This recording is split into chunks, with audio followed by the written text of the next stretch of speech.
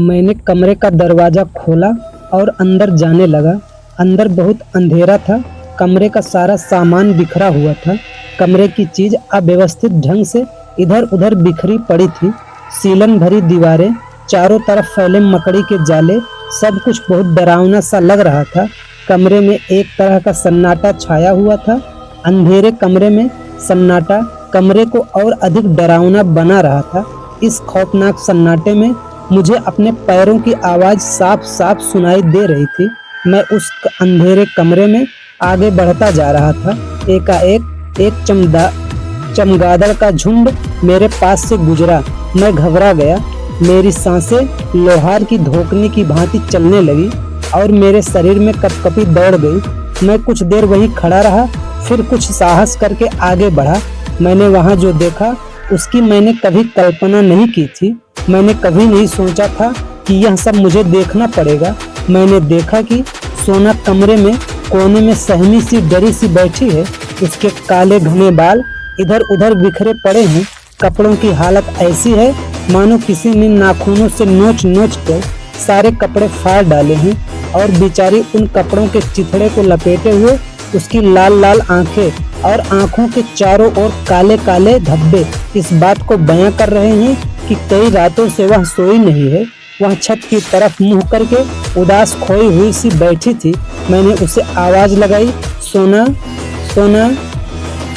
वो आवाज सुनकर चौंक पड़ी।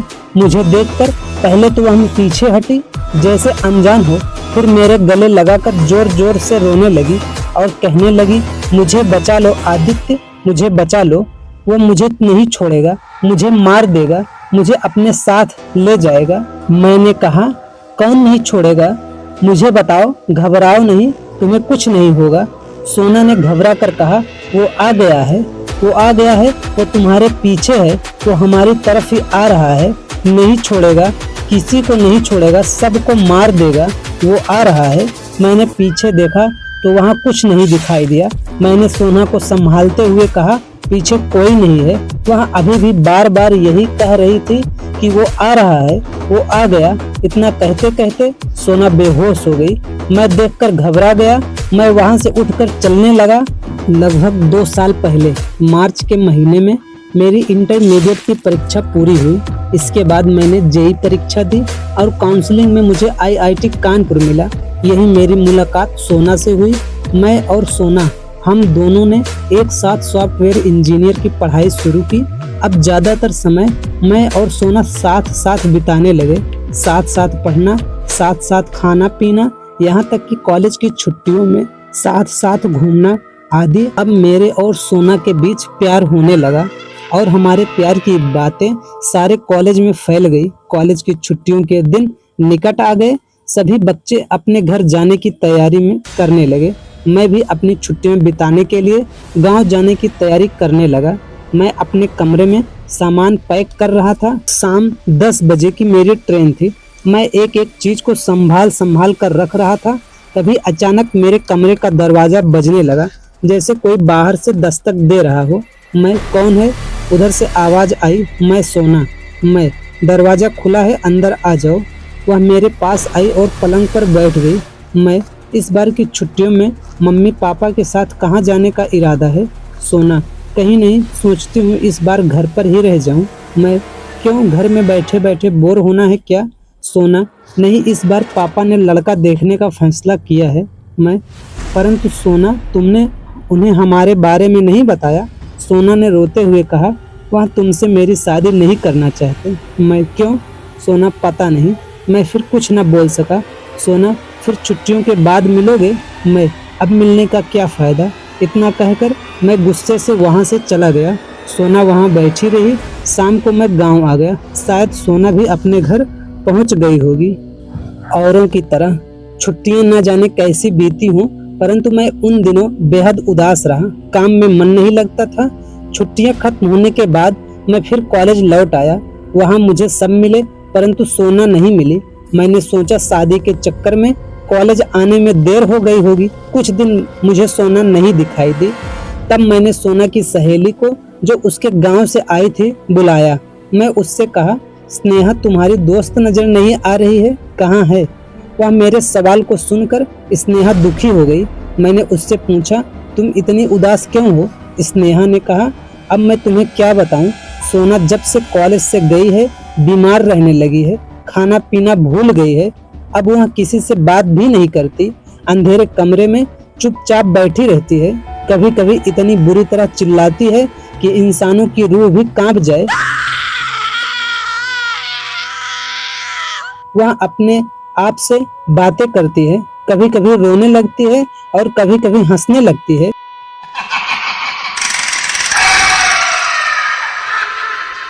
कभी कहती है वह मुझे मार देगा, वह मुझे नहीं छोड़ेगा, वह किसी को नहीं छोड़ेगा। कभी कभी वह हवा में उल्टा लटक जाती है। मैंने आश्चर्य से पूछा, क्या यह सच है? स्नेहा, हाँ। मैं, स्नेहा, क्या तुम उसके घर का पता बता सकती हो? स्नेहा मुझे सोना के घर का पता दी। मैं शाम की ट्रेन से सोना के घर पहुंच गया तो वहां मुझे सोना के मम्मी पापा मिले। मुझे देखते ही सोना के पापा की आंखों में आंसू आ गए। मैंने उनसे कहा, अंकल सोना अब कैसी है? अंकल, बेटा अभी भी सोना की हालत पहले जैसी है। अंकल, मुझे स्नेहा के द्वारा सोना के बारे में पता चला। वैसे सोना को हुआ क्या था? अंकल, पता नहीं बेटा, जब से कॉलेज से आई है तभी से इसी हालत में है। मैं सोना को देखकर आता हूँ। मैं इतने बातों को सोच ही रहा था, तभी मेरा पैर दरवाजे की दहलीज पर लगा और मैं अपने अतीत को छोड़कर वास्तविक दुनिया में लौट आया। मैं सोना की हालत से बहुत दुखी था। मैंने जाकर सोना के पिता से पूछा, अंकल इसे खंडहर जैसे कमरे में क्यों रखा है? यहाँ आसपास कोई घर भी नहीं दिखाई देता। अंकल, बेटा सोना की हालत रात को बहुत खराब हो जाती है। वह रात को अजीब तरह की आवाज में चिल्लाती है, इसी कारण इस गांव से दूर रखा है। अंकल, मेरा विचार है कि शायद सोना पर कोई भूत प्रेत है। अंकल, बेटा हो सकता है, क्योंकि सोना उस रात बहुत देर से घर लौटी थी।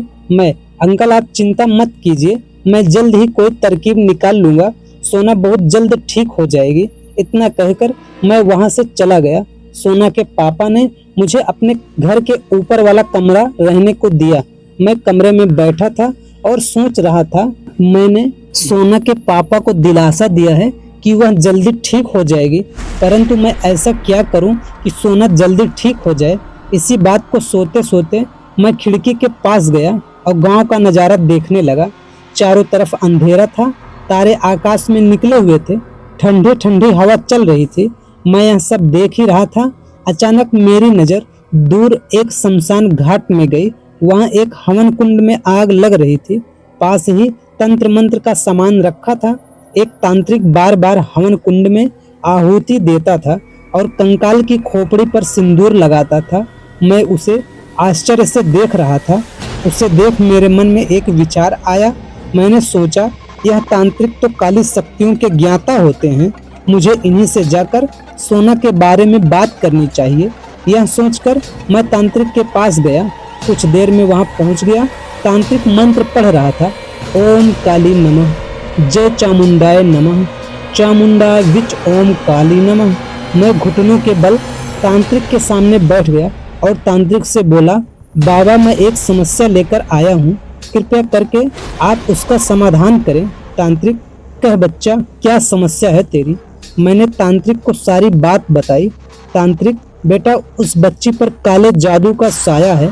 काले जादू के सहारे किसी ने अपने घर के काले साये को उसी बच्ची पर डाल दिया है।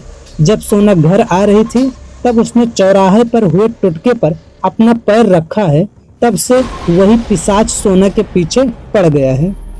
बाबा इसका कोई उपाय है? तांत्रिक बोला, हाँ बेटा इसका एक उपाय है, परंतु वह बहुत कठिन है।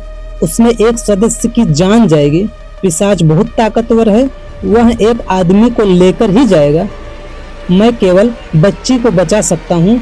घर के एक सदस्य को अपनी जान देनी होगी और वह जान किसकी है वह पिशाच ही जानता है। तांत्रिक की इन बातों को सुनकर पहले तो मैं घबरा गया, फिर राजी हो गया। तांत्रिक ने मुझे एक ताबीज और थोड़ी सी राख दी और कहा, बेटा यह ताबीज लड़की के हाथ में बांध देना और जब तक यह ताबीज उसके हाथ में होगा पिशाच उसे कुछ नहीं कर सकता, और इस राख को उसके कमरे में फैला देना। मैंने वैसा ही किया। मैंने ताबीज को सोना के हाथ में बांध दिया और राख को उसके कमरे में छिड़क दिया, परंतु पिशाच बहुत ताकतवर था। अगली सुबह सोना के घर के लिए बहुत दुखद घटना थी। सोना के पिता की मृत्यु हो गई। वह पिशाच उन्हें ले गया। मैं इस बात से बहुत पछता रहा था कि मैं सोना को तो बचा लिया, लेकिन उसके पिता को नहीं बचा पाया। इस बात से खुश भी था कि मैंने सोना को बचा लिया। सोना को लेकर मैं कॉलेज आ गया, परंतु सोना अब पहले जैसी न थी। वह सुनसान बैठी रहती थी। मैंने सोचा कि वह अपने पिता के दुख के कारण ऐसा करती है, परंतु एक रात जब मैं पानी पीने के लिए उठा तो मैंने देखा सोना का शरीर हवा में लटका हुआ है।